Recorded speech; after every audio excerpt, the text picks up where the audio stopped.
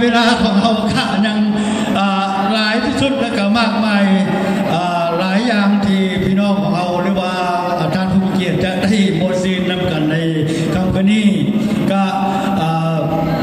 ก็ขอบอกว่าจะสนใจและสมุขใจทาน